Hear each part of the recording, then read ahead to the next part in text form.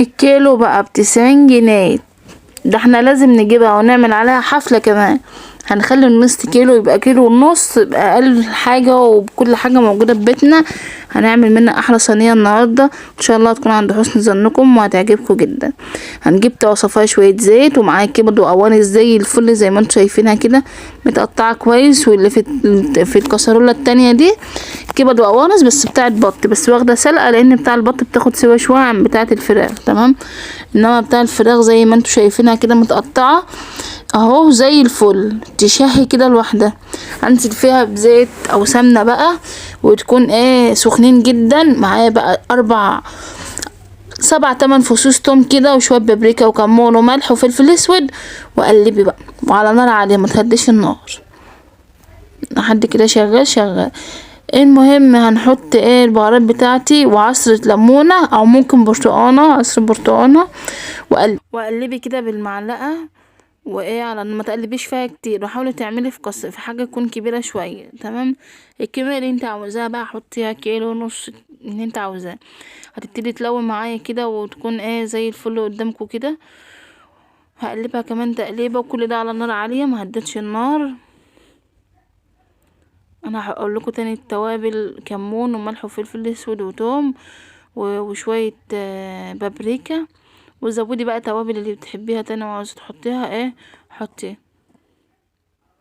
معايا بقى البلانشة دي او الطبق ده معايا فيه كام بصلايه كده وجزرايه وقرن فلفل، ولو عندي فلفل الوان. وسواء تكتري خضار او ما تكتريش خضار ده لا هيقل من طعمها ولا اي حاجه خالص. كل الموضوع ان انت بتكتري الكميه عشان تكفي افراد الاسره بتاعتك. ممكن بقى تعملي جنب الكبد والقوانص دي تعملي جنبها مكرونه. حطيت مكعب ماجي فيها هون عشان ما انساش. تعملي فيها مكرونه جنبها مكرونه. ممكن تعملي جنبها رز. ممكن تعملي تاكلها بعيش وطحينة وسلطة وبطاطس مقلية، وغالبا احنا بنحبها كده. ممكن تعمليها لوحدها وبعدين ترجعي تجيبي رز بقى وتحطيه على جنبها كده، وتكون برضو ده صنف من ضمن العزايم كده في الجنب تاني لوحده يعني. هنزل بقى بالبصل والجزر اهو زي ما انتم شايفين. هسيب الفلفل شوية. انا هحطه ولا ايه؟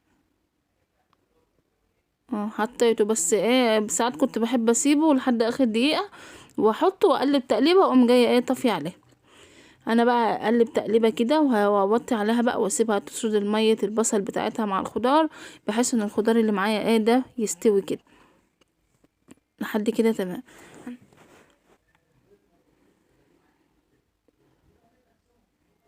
لو انتوا وصلتوا معايا الفيديو لحد هنا حطوا لايك واعملوا سبسكرايب للقناه عشان دايما يوصلكم مني كل جديد. كده خلصت الكبد والقوانص بتاعتي، تقدروا تقدموها بالشكل اللي يعجبكم. ان شاء الله تكون عند حسن ظنكم وتعجبكم. وقدمي جنبها عيش وسلطة وبطاطس وطحينة وعيش بلدي بقى. وده كان المنظر بتاعي، وشم الريحة